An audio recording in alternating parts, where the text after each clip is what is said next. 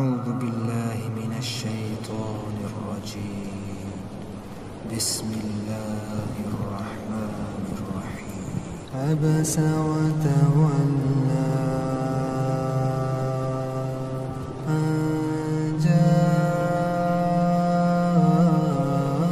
الأعمى وما يدريك لعله يزكى أو يذكر فتنفعه الذكرى أما من استغنى فأنت له تصدى وما عليك ألا يزكى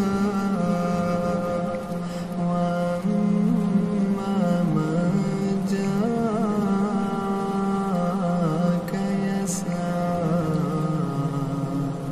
وهو يخشى فأنت عنه تلهى كلا إنها تذكرة فمن